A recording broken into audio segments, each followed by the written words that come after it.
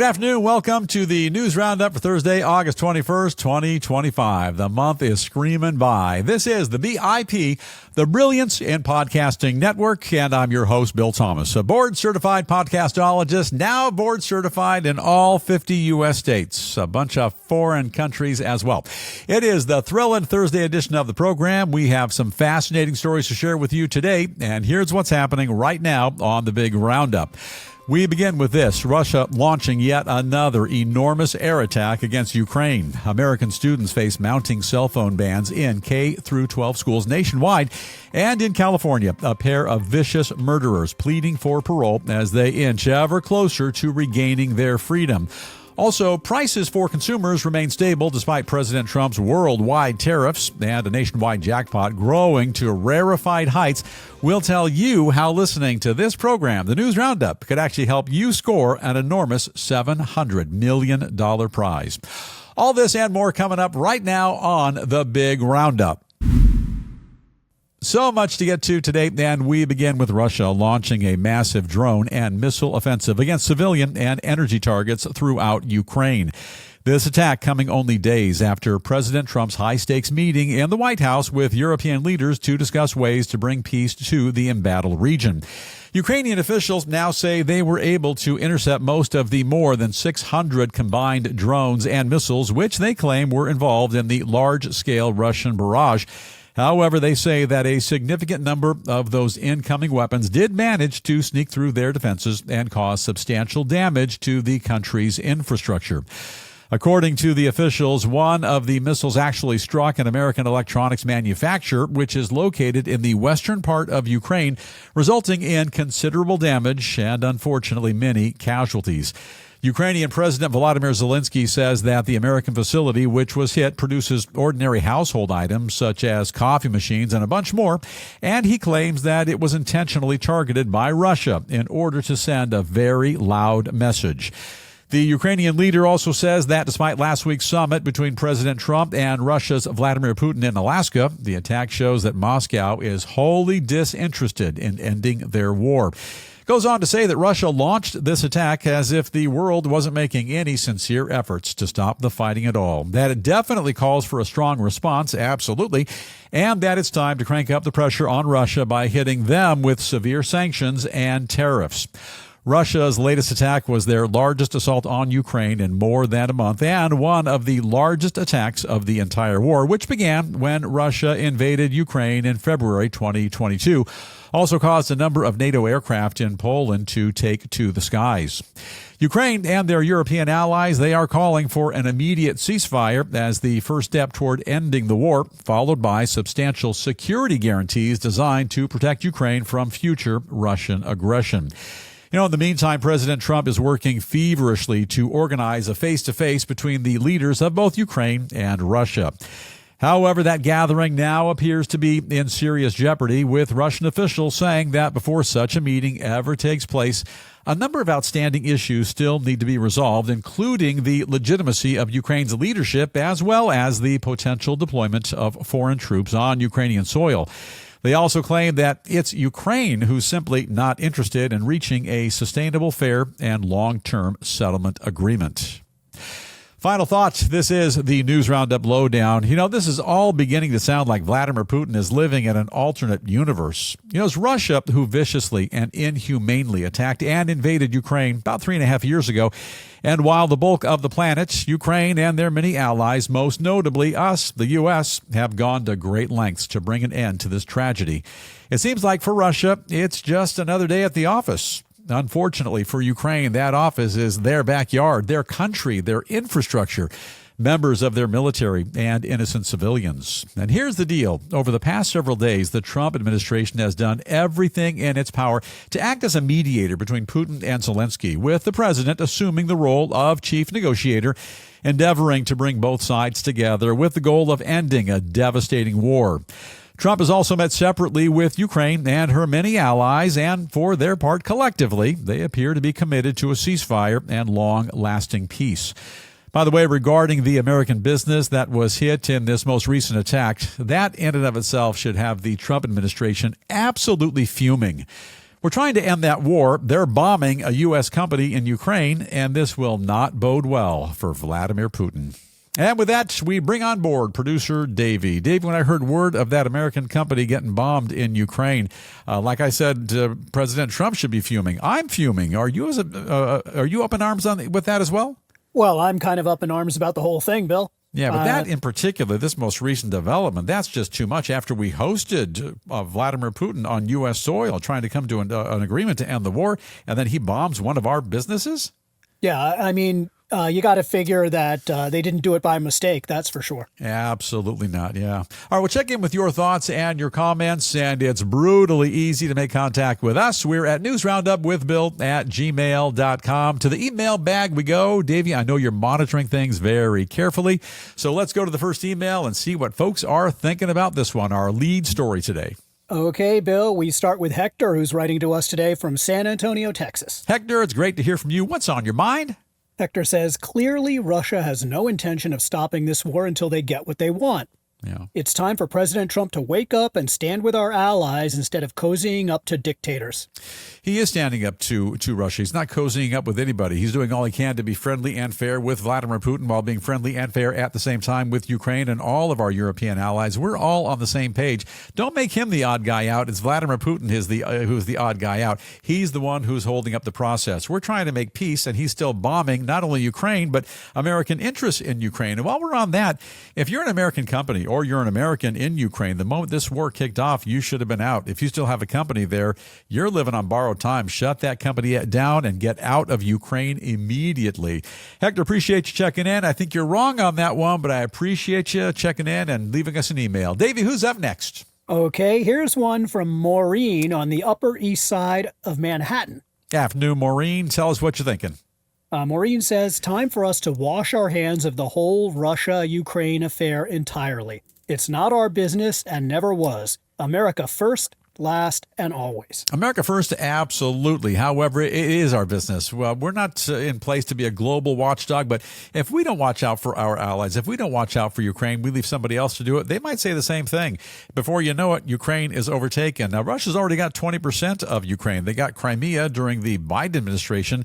They've got a large chunk of the eastern portion of that country. And if you look at 20%, look at it on a map, as I have a number of times, that is substantial. So if we wash our hands, maybe our European allies wash their hands, in no time at all, they'll keep pressing further and further west into Ukraine. Then the rest of Europe, they better be on high alert as well.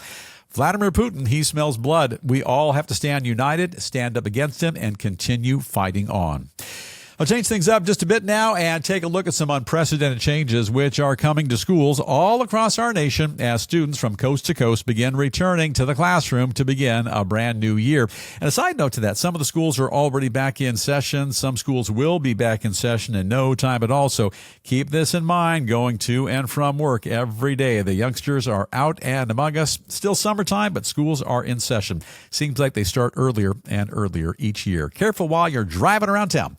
A growing number of schools throughout the U.S. now banning the use of cell phones while class is in session. Now, as the new school year kicks off, a total of 17 new states are now joining 18 others to severely limit the use of smartphones and other electronic devices while students are diligently trying to learn the 3 R's.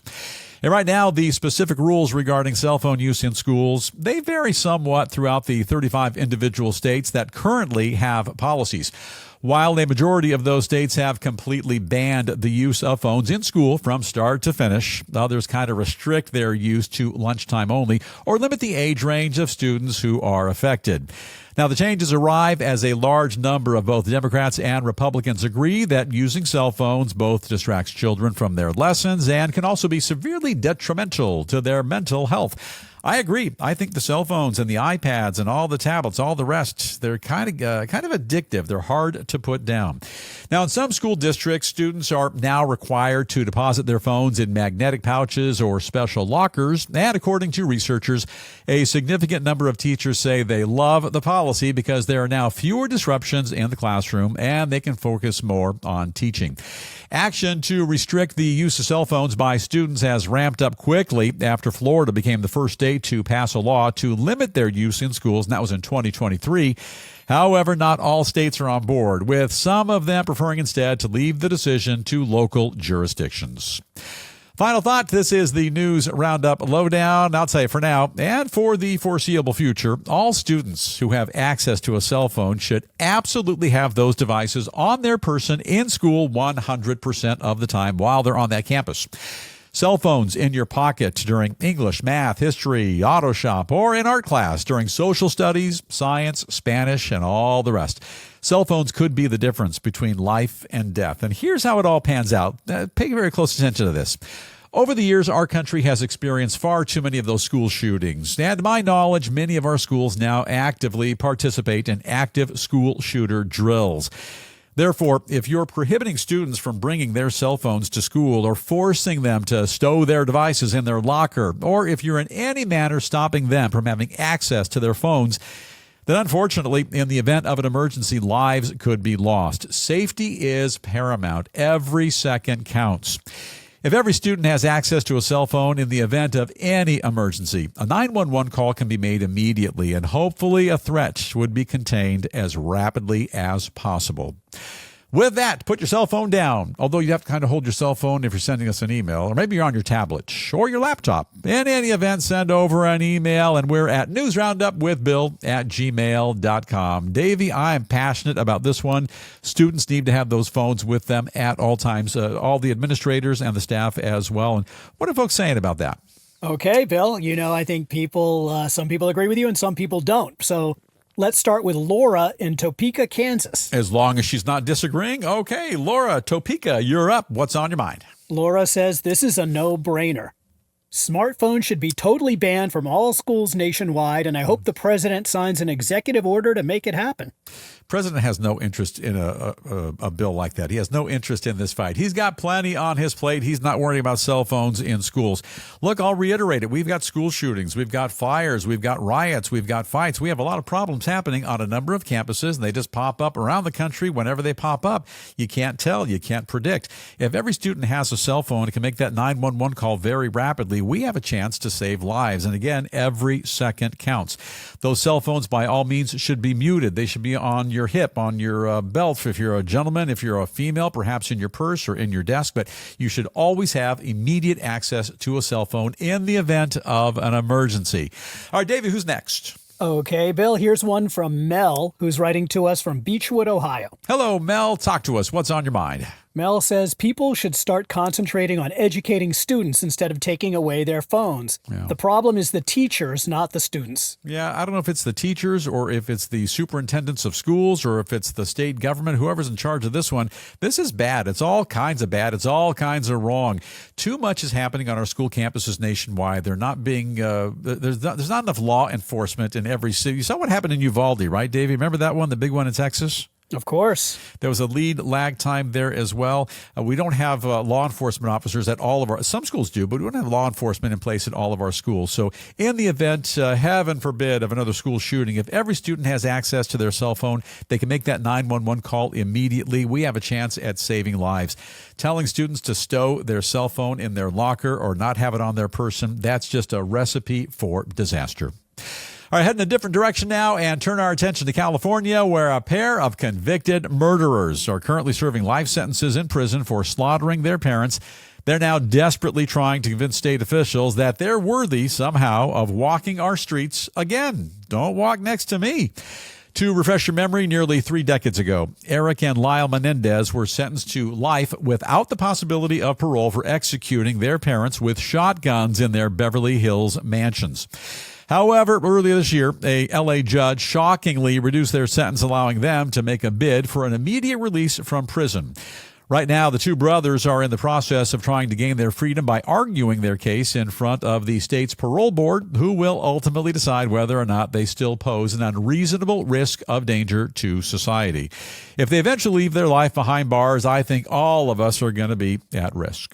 According to the California Department of Corrections, the parole board is going to weigh a number of factors before arriving at their decision, and they include the motivation of the brothers for committing their crime, whether or not the boys have shown any signs of remorse, and what they plan to do in the future if, in fact, they are let out.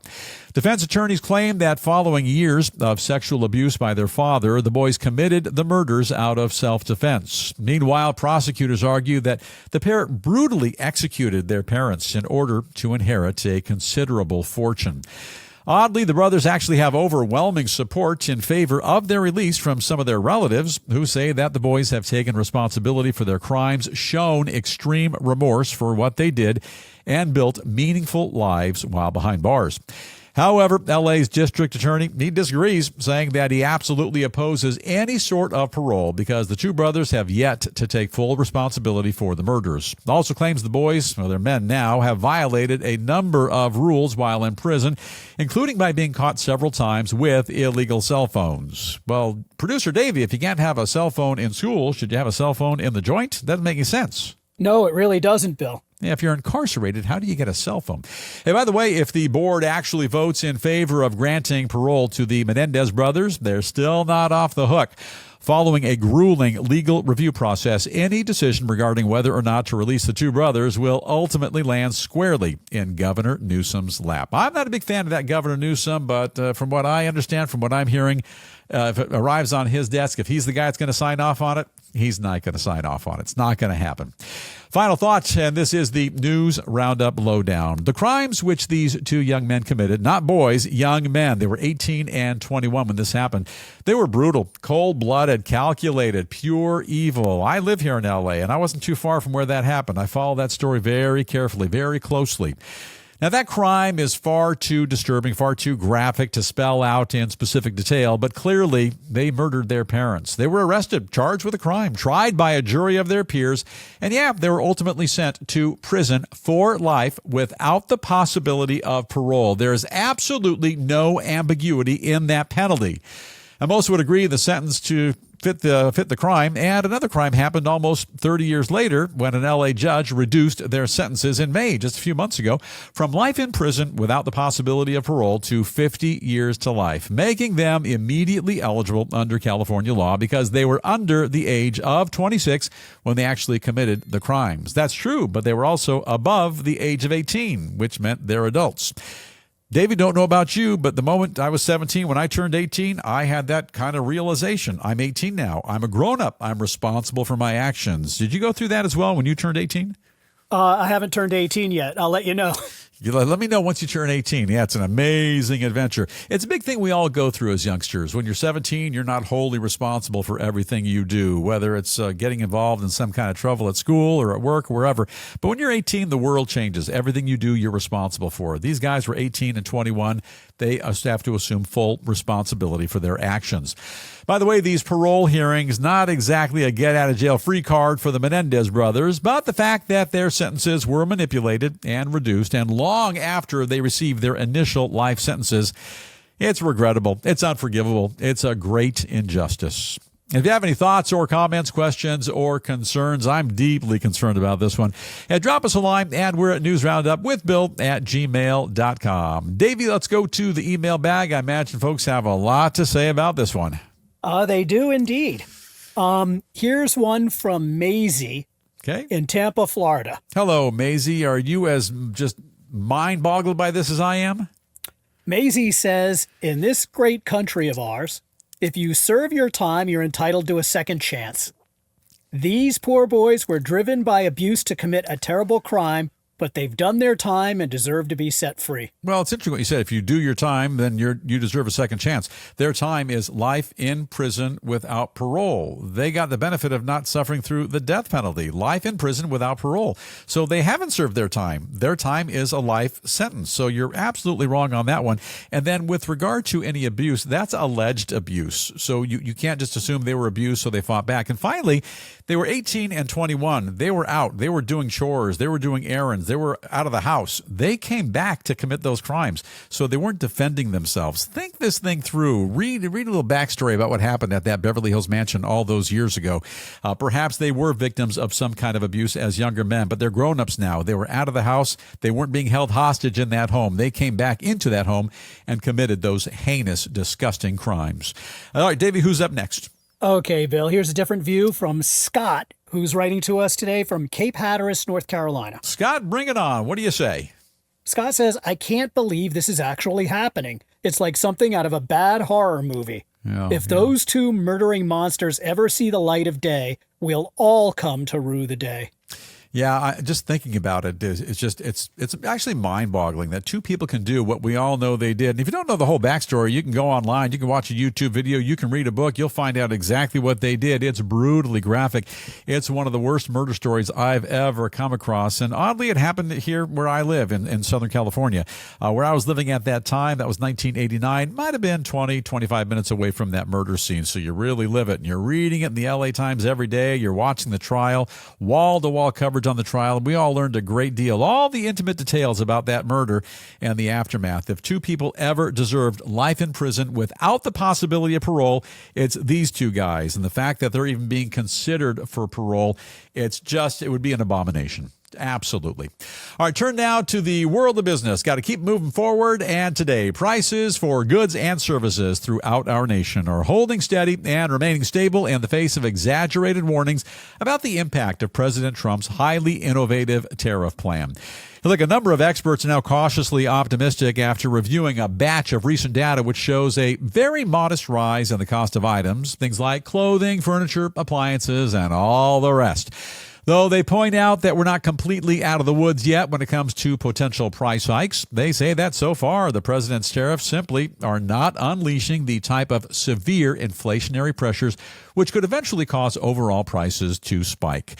These experts go on to attribute our nation's relatively steady economy to a number of things, and they say the tariffs aren't as high as people first expected, that a large number of companies stocked up on goods before the tariffs actually kicked in, and that for now, many retailers, they're still absorbing the higher cost of the tariffs. Thank you, retailers. Much appreciated. They also warn that tariffs often take a long time to bite before they eventually show up in the prices which consumers pay at the store. Absolutely. Hey, look, the White House says that despite all the doom and gloom predictions, right now inflation is well under control and prices of imported goods, they're actually declining. You got to love that. Team Trump also says that foreign exporters are the ones who are eventually going to bear the brunt of any costs added by tariffs. However, many economic experts, they disagree. They point out that our nation's importers, who are the ones who actually pay the extra tariff, and they say that many companies try to hold off on passing along those added expenses to customers for as long as they can in order to avoid losing business to their rivals. Final thoughts, and this is the News Roundup Lowdown. This is the bottom line. Anytime those cool cats on the left can cause fear, panic, and angst, they'll pull out all the stops, give it all they got. And yeah, in recent months, they've given quite a bit with regard to tariffs. It's the same old song. Inflation, recession, the sky is falling, it's the end of the world. Davey, as you know, you can see I'm sitting here at the desk. I can't get outside to double check, but you're there near the window. Look outside and just confirm for me the sky is there and it's not falling. Okay, hold on. Okay, let me look. Okay. Yeah, you're right, Bill. It is there? The sky's there and it's not falling. Any clouds? Well, it's a little cloudy, but it's not falling down on us. Okay, we can live with a couple of clouds. The sky is there. It's not falling. America, calm down. Relax. The real deal is, and we all know this by now, that for far too long, the U.S. has been getting sucker punched by many of our global trading partners, and we've been on the losing end of far too many trade deals. Now, say what you will about President Trump, but we can all agree that he's an astute businessman. He knows how to negotiate. He gets the art of the deal, and he's clearly trying to level the playing field, doing it very effectively. Now, as a result of the Trump administration's tariffs, we've generated billions and billions of dollars in cash for the federal government, and in time we may be able to make a fix to our budget deficit. It's possible. And one day we can develop a plan to address our staggering national debt. And Dave, you already know I have a plan for the national debt. We've talked about that, right? We have, Bill, but refresh my memory. Funnel it over to Mr. Bezos. That guy can fix anything. Give the national debt to Amazon.com. We'll be out of debt in 6 weeks. I guarantee that, by the way. For now, these tariffs, they're working. The U.S. is being respected by our trade partners. Prices for goods and services, they're in check. There's no recession. You just heard from Davey. The sky is not falling. All email correspondences today and every day, they remain tariff-free. And drop us a note if this story has you even mildly intrigued. We're at News Roundup with Bill@gmail.com. I'm Bill, by the way. How are you today? Davey, what are folks saying about this one? Okay, Bill, let's start with Ivan, who's writing to us today from Vail, Colorado. Hi, Ivan. Talk to us.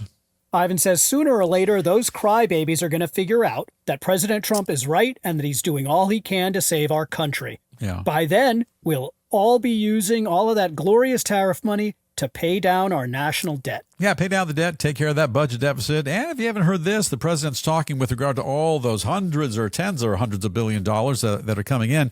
They're talking about doing a little payback for all of us Americans, a little stipend. Have you heard about that, Davey? Yeah, I've heard mention of that, Bill. Yeah, little bits and pieces, and I've heard different numbers. One number I heard recently was $1,600 a piece. Frankly, I say keep that money, put it back into the government, keep funding Social Security, do what we can for Medicare and Medicaid for social programs that we desperately need, and take care of that budget deficit. We've got to hit that first. The national debt, that'll come in time. Hey, appreciate you checking in. You're spot on. And Davey, who's up next? Okay, here's one from Randy in State College, Pennsylvania. What do you got for us, Randy? Randy says, let's be real here. The tariffs are only now being finalized, and it takes a while for the higher prices to kick in. Let's wait 6 months before we all break our arms by patting each other on the back. Yeah, I don't object to that. Wait a little while longer and see if we are impacted by those tariffs. But a lot of folks get the tariffs wrong. Look, we level a tariff on, just as an example, a tariff on India. Our U.S. importer pays the tariff to the U.S. government. Here comes all that money. The importer possibly charges a bit more to the distributor. The distributor might charge a bit more to the retailer. And in time, you and I as consumers, we might take a hit as well. It's all business. The hits so far haven't been bad, but you're absolutely right. Let's wait this out. Let's wait another 4 or 6 months. And if we see prices going up, hopefully they'll only go up bit by bit. It won't be a massive spike, and we'll all learn to live with it. It does benefit the USA. And now it is time for us to scamper on over to the part of the program we like to call the lighter side of news and hold the magnifying glass up to a few captivating stories which are guaranteed to brighten your day or dampen your day. To be honest, Davey, I'm not really sure which one. Anyway, we'll kick things off today by launching into a story about a couple of well-known airlines who are now accused of charging some of their passengers big bucks for window seats. Only they didn't have any windows at all. But Davey, did they have the seats? I think they had the seats, Bill, but there were no windows. Okay, but in baseball, that'd be batting 500. They bought a window seat. They didn't get the window, but they got the seat. That's a pretty good batting average the way I see it, right? Yeah, it depends if you're flying or not. Yeah, it depends how much you paid, too, I suppose. Both United Airlines and Delta, they're being sued by passengers in California and New York who claim they paid extra for a seat next to the window in order to enjoy some breathtaking views. I love the window seat. I won't fly without a window seat. However, when they boarded the plane, these passengers discovered they were actually seated next to a wall. No window at all. Couldn't see anything out the alleged window. The lawsuit goes on to accuse both United and Delta of engaging in deceptive business practices. It's not deceptive, it's a lie. By duping innocent passengers into forking out extra dough to purchase more than 1 million of those so-called windowless window seats. Doesn't make much sense. In the meantime, the plaintiffs are looking to score a big payday, and they're also asking the judge to bar both airlines from selling windowless window seats in the future. Sounds sort of kind of fair, I guess. Now, it does sound mildly peculiar to me, and it seems like the airlines are always up to something. There's always a conflict. This would be like agreeing to rent a 2-bedroom, 1-bathroom apartment, only to find out later that there's no bathroom. Would that be fair, Davey? I think it's more like there's no bedroom. or bathroom. It's like ordering the steak and shrimp platter at the Sizzler Steakhouse, and after you pay, they tell you they're out of shrimp. They'll keep the money, but you ain't getting no shrimp. It's like reserving a hotel room in Hawaii with an ocean view. When you get there, the room, well, it's in the basement of that fine 2-star motel, but there is a picture of the ocean hanging on the wall. So I guess in their mind, that would count as an ocean view. Would that count as an ocean view, Davey? I think it depends if you're the hotel or the customer. Yeah, if you're the hotel, it counts as an ocean view. As the customer, not so much. Come on, airlines, hotels as well. Do the right thing. Now, producer Davey just sent me a note, and this is where we're supposed to do a story on something called W&Ws. I have no idea what you're getting at, Davey. What are you talking about? Bill, that's upside down, Bill. Jamie, can you flip that around, please? Oh, there it is. I see it now.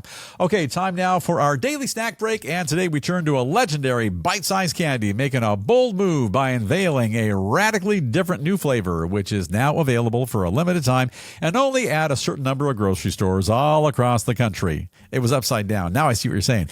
M&Ms, they say they're now launching a revolutionary new cookies and cream version of their world-famous melts in your mouth and not in your hand snack. Company says their new flavor has a delicious white and dark chocolate center that tastes just like the real deal, and they're even taking it a step further by putting a picture of an ice cream cone on the front of the package. Does the ice cream cone on the package make the candy taste better? Is that what they're saying, Davey? Well, I think they're trying to entice consumers into buying it. Or maybe you're supposed that it's going to taste like that. Maybe you're supposed to eat the wrapper. It's all mildly confusing. In case you're wondering, so far, the cookies and cream version of M&Ms is getting mixed reviews. Some people say the new candy doesn't taste like anything like cookies at all, while others claim they taste just like the bottom of an ice cream cone, which is kind of stuffed with goofy chocolate. Hey, call me loony, but if I want cookies and cream, I'll grab some Oreos out the jar, pour 32 ounces of moo juice into a glass, and have at it. M&Ms, you've gone too far. Davey, in the old days, M&Ms were great, and you had this huge choice of plain or peanut, and that was pretty much enough.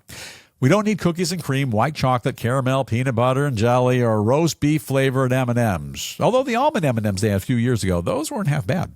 Like that old Billy Joel song used to say, "Hey, M&Ms, we loved you just the way you were." Now then, get back to basics. Plain or peanut, it's all you need. Continue to ensure they'll melt in my mouth, not in my hands, and then be done with you. You're making this far too difficult. I know, David, they're trying to hit the lottery with all their different flavors, but they're overdoing it. And what's up next, producer Davey? Okay, Bill, let's spin the wheel here and see if we can hit the jackpot with this next story. Very good. Finally, today we hit the jackpot and share a story with you which could possibly change your entire life. After no winner was declared in last night's drawing, the nationwide Powerball lottery jackpot now stands at a staggering 700 million clams.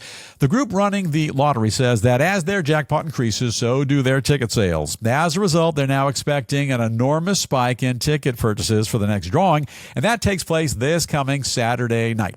However, before you decide to take a chance on winning the big prize, you ought to know that right now, your odds of winning are about 1 in 292 million. Still, if you do get lucky and score the big prize, you have the option of being paid off in 30 annual installments for the full amount or cashing out and walking away with more than $316 million right at the get-go. Very interesting. And the only thing in life, Davey, that I enjoy more than money is free money. And this sounds like the easiest and most perfect way to absolutely do nothing and hit pay dirt. And by the way, how much do those tickets cost? Do we know? Well, I thought they cost $1, but that's what I seem to recall in the old days. A lottery ticket was $1. Now, look, I'm not overly smart. I'm not a real big math guy, Davey, but if my chances of winning this multi-million dollar jackpot are 1 in 292, then I think all I have to do is buy 292 tickets, and in my mind, I'm guaranteed to be the winner, right? It's 1 in 292 million. Oh, well, those odds are a little more complicated. Those are peculiar odds because in Hollywood circles, I'll tell you why they're peculiar, Davey. I also have a 1 in 292 million chance of getting married to movie star Julia Roberts. But a chance is a chance. The odds never seem to be in my favor. By the way, if it's a $700 million jackpot and the winner opts for that one upfront payout, why is it you're only giving away 316 million simoleons, Davey? Well, because money now is worth more than money later, Bill. And I'd have to wait 30 years if I took the annual payments, right? That's correct. So after 30 years, so I'd have to wait till I'm 52 to have the full amount of money, right? 30 years? I'm currently 22. You'd still be young enough to enjoy it, Bill. That's the way to go. Hey, reminder, the next drawing is set for Saturday night. And that is a wrap on the lighter side of news, the money side of news as well. And because we're talking money, I checked. The Dow closed 152 points down today. Check your 401k. Make sure it's still got a pulse. And producer Davey, to the email bag we go to see what people are thinking about today. And we're at newsroundup@gmail.com. Any thoughts on lotto prizes, M&Ms, or window seats on the airlines, the ones without the windows? I like that one. And now, who do we go to first, Davey? Okay, Bill, here's one from Wes in Portsmouth, New Hampshire. What's on your mind, Wes? Wes says the entire airline industry has gone to hell in a handbasket. Yeah. And this window story is another case in point. They charge you more for everything now, and you don't even get what you paid for. Guilty as charged. And they're also charging you to bring your baggage on board. The old days, I think you got two suitcases and a carry-on for free, right? Yeah, I mean, you got meals and drinks and everything. Yeah, there's absolutely nothing left. And the flights are getting canceled on a regular basis, or they're always delayed. I was in New York trying to get back to L.A. about a year and a half ago, and it took a couple of days between all the delays and the flight cancellations. Yeah, it's real tough. Planning a flight to go anywhere, it's real dicey. Getting there isn't always the problem. It's trying to get back home. That's where the problem is. I appreciate you checking in. And Davey, who's next? Here's one from Mallory in Portland, Oregon, Bill. Hello, Mallory. And Mallory says, I actually sat in one of those windowless seats once, and I was furious. Yeah. Unfortunately, the flight was packed, and I couldn't do anything about it. Do you think I should call a lawyer? I wouldn't call a lawyer. I'd certainly send a note over to the airline saying, here's what I paid for, give them all the facts, show them the date, the time, the place, the seat reservation, and explain it to them. And I think even more important is you contact the media. Now that we know about it, we're talking about it, more people are going to be hearing about it, whatever part of town you live in. Start calling the radio and the TV stations. Make sure everyone across the country knows about this. I think we're all getting the short end of the stick with the airlines. Everybody has a horror story with regard to the last flight they took. And many of us, myself included, we're not looking forward to the next flight because we know there's going to be some kind of a conflict. Spread the word. Use the News Roundup. We'll get the word out as we're doing right now. Call your local media and have them help you out as well. Spending all your time and all your money on an attorney for what's going to be a very maybe small settlement that they're going to take a large chunk out of, that's not going to benefit you. But I appreciate you checking in. You've just been educated by the News Roundup crew. Davey, one more, and then we got to bust out because, hey, it's almost Friday. Okay, here's one from Owen in West Palm Beach, Florida. Bring it on, Owen. Owen says, anyone who throws away money on that lottery is a complete fool. Yeah. You're 300 times more likely to be hit by lightning during your lifetime, and if you've got money to burn, send it to me instead. Yeah. Well, the odds are pretty peculiar, 1 in 292 million, but I think most of us could afford a buck. David, could you afford a buck if you had a chance of winning 316 million for the initial payout or waiting 30 years for the full payout of over $700 million? Would you spend a buck on that? Well, let's put it this way, Bill. They don't make all their money by, people who pass up the opportunity. Yeah, people are buying. People want that chance. It's a long shot. The odds are not in your favor, but there's still 1 in 292 million is better than 0 in 292 million. Don't be cheap. Plunk a dollar down. What's the big deal? And in the old days, a lot of that money generated by the lottery, Davey, went to our schools. Do they still do that? They do. They still put part of this money towards social programs of some sort, whether it be education or other things. Outstanding. All right. Now it is time for us to call it a wrap on the thrilling Thursday edition of the Big News Roundup. Before we go, as we do each and every day here on the program, we like to share with you a very notable quote. And these words of wisdom come to us today from Julia Child, who said, "The secret of a happy marriage is finding the right person. You know they're right if you love to be with them all the time." I think that's actually pretty wise, Dave. It's pretty smart. And I know a lot of folks who've been married 4 or 5 times, so they really know what love is, right? It's a pretty big deal. Marriage, divorce. The right time, the right person for a period of time, 3, 4, 5 years. What about the 7-year itch? They still have the 7-year itch? Is that still a big thing? I think it's always a thing, Bill. It's always a big thing. Child, by the way, was an American author and a TV personality, best known for writing a famous cookbook and also for starring in a well-known TV program called The French Chef. I remember that one. And now it is time for us to buckle up and head on out of here. But before we call it a day, don't forget the News Roundup motto. Ask not what your podcast can do for you. Ask what you can do for your podcast. I'm going to listen very carefully. Engineer Jamie, she's telling me in my earphones right now what you can do. Jamie says all the things you can do. You can, for example, subscribe to the program so you never miss a single episode. Jamie's also telling me you can follow us on your favorite social media platform. And she says, show us some love, America. Score us one of those or even two of those highly sought after 5-star reviews. By the way, the News Roundup, we are available on Apple, Spotify, Amazon as well, iHeart, and pretty much anywhere you find your podcast.